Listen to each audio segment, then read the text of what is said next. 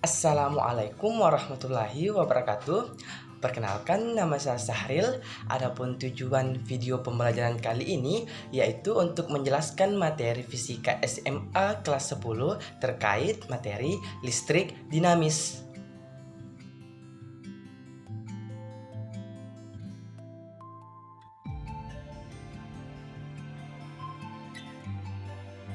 Bahasan yang pertama itu terkait listrik arus searah.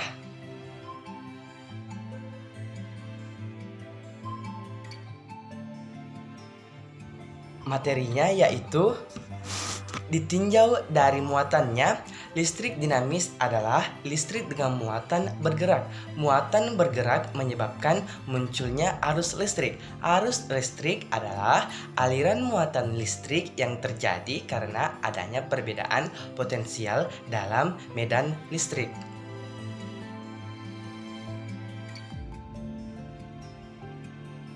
Pembagian yang pertama itu kuat arus listrik. Kuat arus listrik yang mengalir pada kawat tersebut didefinisikan sebagai jumlah total muatan yang melewatinya per satuan waktu pada suatu titik. Maka arus listrik atau I dapat dirumuskan sebagai I sama dengan Q dibagi dengan delta T. Dengan Q itu muatan listrik dengan satuan kolom, delta T itu selang waktu dengan satuan sekon, I itu merupakan kuat arus listrik dengan satuan ampere.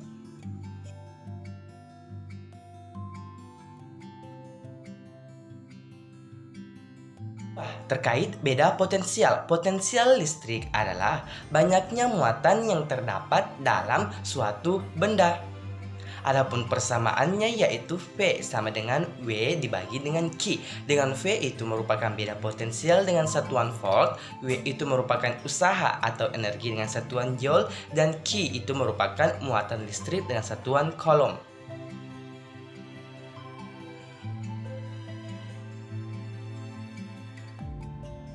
Ketiga, hukum Ohm. Pada suhu tetap, kuat arus yang mengalir pada suatu penghantar listrik sebanding dengan tegangannya. Hubungan inilah yang disebut dengan hukum Ohm. Adapun persamaan dari hukum Ohm yaitu R sama dengan V dibagi dengan I. Dengan R itu hambatan listrik dengan satuan Ohm, V itu beda potensial atau tegangan listrik dengan satuan volt, dan I itu kuat arus listrik atau ampere.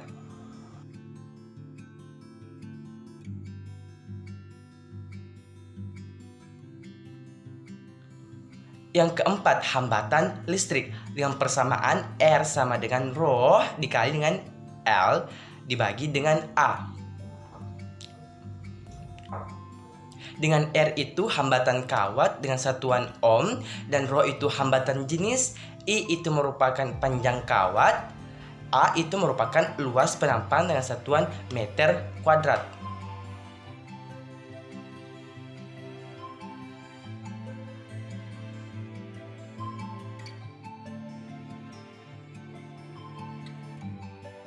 Rangkaian hambatan listrik terbagi menjadi yang pertama itu rangkaian seri. Kita bisa lihat pada gambar terkait rangkaian seri. Nah, itu berarti kuat arus total sama dengan kuat arus yang ada di hambatan 1 maupun di hambatan 2. Secara matematis dapat ditulis menjadi I total sama dengan I1 sama dengan I2 sama dengan I seterusnya.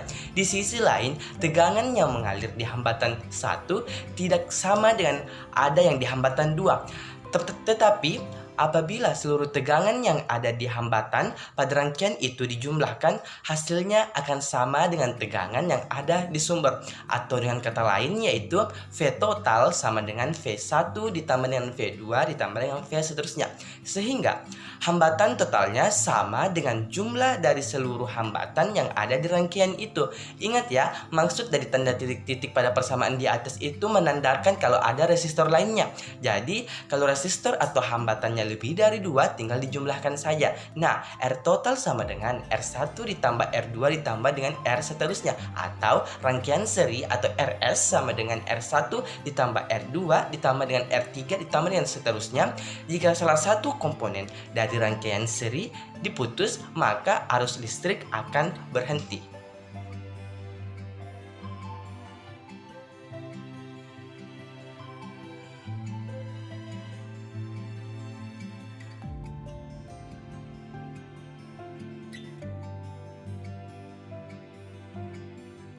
Kedua itu rangkaian paralel.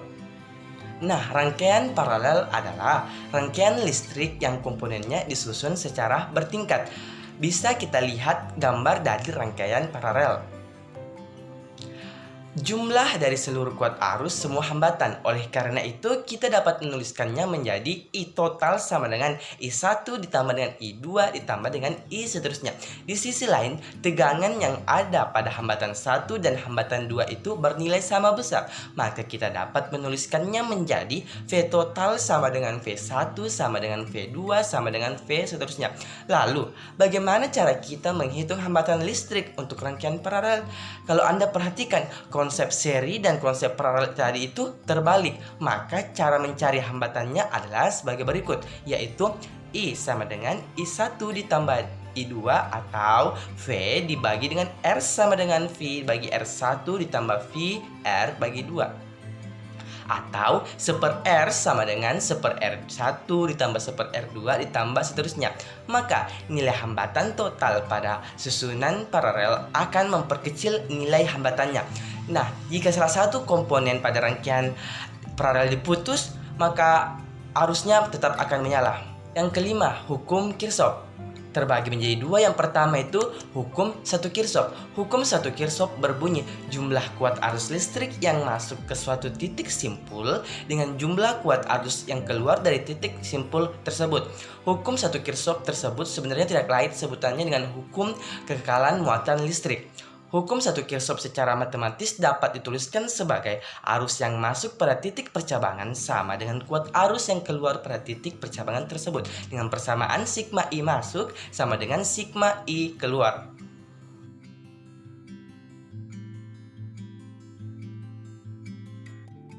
Kirchhoff di dalam sebuah rangkaian tertutup, jumlah aljabar gaya gerak listrik dengan penurunan tegangan sama dengan 0. Maka hukum 2 Kirchhoff dirumuskan sebagai berikut, yaitu sigma epsilon ditambah sigma IR sama dengan 0. Ada beberapa ketentuan dalam hukum 2 Kirchhoff. Yang pertama itu semua hambatan dihitung positif. Yang kedua, pada arah perjalanan atau penelusuran rangkaian tertutup atau loop, jika sumber arus berawal dari kutub negatif ke kutub positif atau bertemu dengan kutub positif sumber tegangan, maka GGL-nya dihitung positif.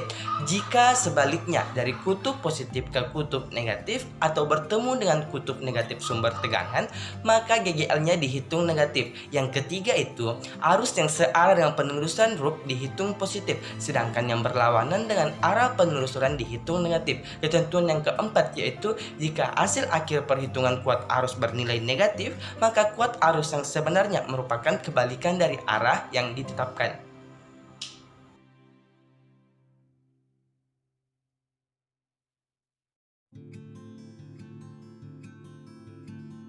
Selanjutnya, energi listrik. Energi listrik adalah energi yang mampu menggerakkan muatan-muatan listrik pada suatu beda potensial tertentu. Energi listrik adalah besar muatan dalam kolom dikalikan beda potensial yang dialaminya. Satuan energi listrik dalam SI atau standar internasional adalah Joule. Energi listrik dengan persamaan yaitu W sama dengan V dikali Q, atau W sama dengan V dikali I dikali T, atau W sama dengan I kuadrat dikali R dikali T, dan W sama dengan V kuadrat dibagi dengan R, dengan P sama daya listrik atau watt. W itu merupakan energi listrik dalam Joule, Q itu muatan listrik dalam kolom, V itu beda potensial dalam volt, T itu merupakan waktu aliran sekon, R itu hambatan dengan satuan ohm, dan I itu kuat arus dengan satuan ampere. Daya listrik. Daya listrik merupakan laju aliran listrik atau besarnya energi yang mengalir atau diserap dalam satuan waktu, dengan persamaan itu P sama dengan W dibagi T, dan P sama dengan V dikali I kali T dibagi dengan T sama dengan V dikali I, atau P sama dengan I kuadrat dikali R dikali T dibagi T sama dengan I kuadrat dikali R, atau dan P sama dengan V kuadrat dikali T dibagi dengan RT sama dengan V kuadrat dikali R.